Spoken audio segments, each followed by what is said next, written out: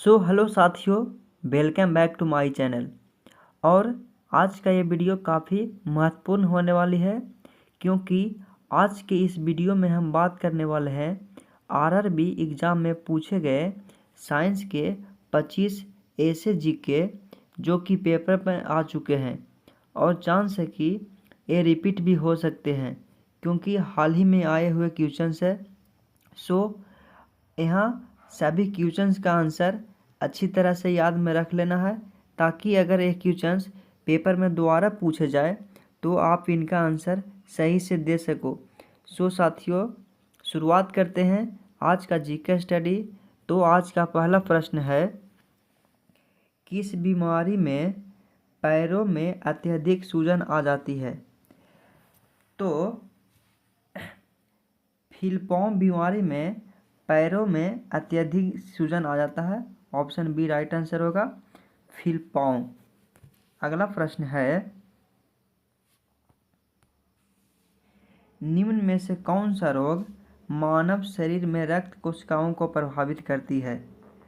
तो मानव शरीर में रक्त कोशिकाओं को ल्यूकेमिया नामक रोग प्रभावित करती है।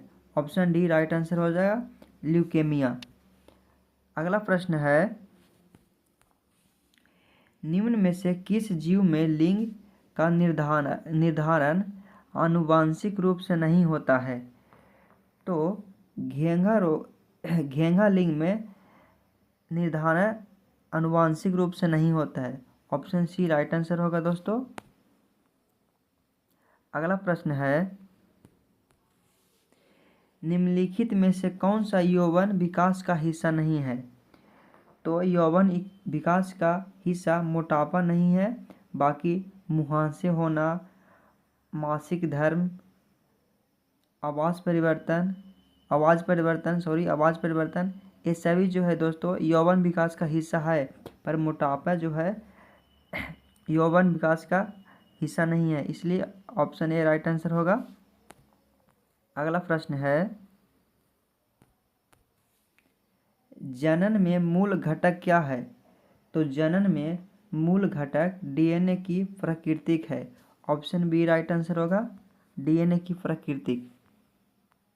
अगला प्रश्न है, निम्नलिखित में से कौन सी एक प्रजनन कोशिका है? तो ऑप्शन सी राइट आंसर होगा, युग्मक। युग्मक जो है एक प्रजनन कोशिका नहीं है। ऑप्शन सी राइट आंसर होगा। अगला प्रश्न है, बच्चों का लिंग किससे निर्धारित होता है? तो बच्चों का लिंग गुणसूत्र से निर्धारित होता है। ऑप्शन डी राइट आंसर हो जाएगा, गुणसूत्र। अगला प्रश्न है, डीएनए अनुक्रम में जीन को चिन्हित करने की प्रक्रिया को क्या कहा जाता है? तो डीएनए अनुक्रम में जीन को चिन्हित करने की प्रक्रिया को एनोटेशन कहा जाता है। ऑप्शन सी राइट आंसर हो जाएगा, एनोटेशन। अगला प्रश्न है, चूहों में कितनी जोड़ी के गुणसूत्र होते हैं?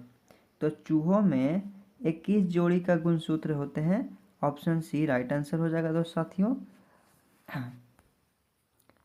अगला प्रश्न है, निम्नलिखित में से कौन बढ़ते भ्रूण के लिए पोषक ऊतक का कार्य करता है? तो बढ़ते भ्रूण के लिए पोषक कार्य का कार्य एंडोस्पर्म कार्य करता है। ऑप्शन बी राइट आंसर हो जाएगा, एंडोस्पर्म। अगला प्रश्न है, पुरुष में प्राथमिक यौन अंग कौन सा होता है? तो पुरुष में प्राथमिक यौन अंग वृषण होता है। ऑप्शन बी राइट आंसर होगा, वृषण। अगला प्रश्न है, अंडा अंडाशय से गर्भाशय कोख में किसके माध्यम से लाया जाता है? तो अंडा अंडाशय से गर्भ में डिंडवाहिनी द्वारा लाया जाता है। ऑप्शन सी राइट आंसर हो जाएगा, डिंडवाहिनी। अगला प्रश्न है, गतिशील जीवाणु कोशिका को क्या कहा जाता है? तो गतिशील जीवाणु कोशिका को नर युग्मक कहा जाता है। ऑप्शन ए राइट आंसर हो जाएगा, नर युग्मक। अगला प्रश्न है, किस प्रकार के प्रजनन से अधिक विविधता उत्पन्न होती है? तो लैंगिक प्रजनन के अधिक विविधता उत्पन्न होती है। ऑप्शन ए राइट आंसर हो जाएगा, लैंगिक प्रजनन। अगला प्रश्न है, उस अंग का नाम बताइए जहां धूप विकसित होता है। सॉरी दोस्तों, यहाँ पर ही भ्रूण होगा, गलत टाइप हो गया है, भ्रूण विकसित होता है। तो ऑप्शन ए राइट आंसर हो जाएगा, गर्भाशय में भ्रूण विकसित होता है।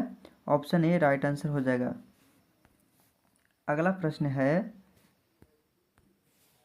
खाली स्थान कोशिका विभाजन से संबंधित है। तो कोशिका विभाजन से संबंधित साइटोकाइनिन है। ऑप्शन बी राइट आंसर हो जाएगा, साइटोकाइनिन। अगला प्रश्न है, मादाओं में अंडाणु उत्पादन की प्रक्रिया को क्या कहा जाता है? तो मादाओं में अंडाणु उत्पादन की प्रक्रिया को अंडजनन कहा जाता है, अंडजनन। ऑप्शन ए राइट आंसर हो जाएगा, अंडजनन। अगला प्रश्न है, महिलाओं में यौवन की शुरुआत किससे होती है? तो महिलाओं में यौवन की शुरुआत रजोदर्शन से होती है। ऑप्शन सी राइट आंसर हो जाएगा, रजोदर्शन। अगला प्रश्न है,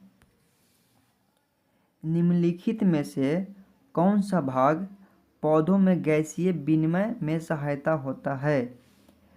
तो क्वेश्चन नंबर 19 का आंसर हो जाएगा रंध्र। ऑप्शन ए राइट आंसर हो जाएगा, रंध्र, जो गैसीय विनिमय में सहायता देती है। अगला प्रश्न है, निम्नलिखित में से कौन सा प्रजनन करने के लिए विषाणुओं का उपयोग करता है? तो खमीर प्रजनन करने के लिए विषाणुओं का उपयोग करता है। ऑप्शन डी राइट आंसर हो जाएगा, खमीर। अगला प्रश्न है, पुष्प के किस जनन भागों में जनन कोशिकाएं होती है? तो पुष्प के पुंकेसर और स्त्रीकेसर भाग में जनन कोशिकाएं होती है। ऑप्शन ए राइट आंसर हो जाएगा, पुंकेसर और स्त्रीकेसर। अगला प्रश्न है, पुष्प का इनमें से कौन सा भाग निषेचन के बाद फल के रूप में विकसित होता है? तो पुष्प में अंडाशय निषेचन के बाद फल के रूप में विकसित होता है। ऑप्शन ए राइट आंसर हो जाएगा, अंडाशय।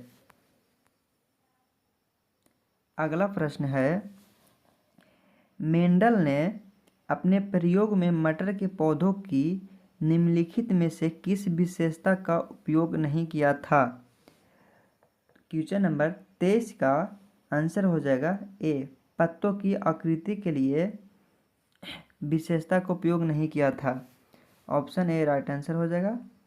अगला प्रश्न है,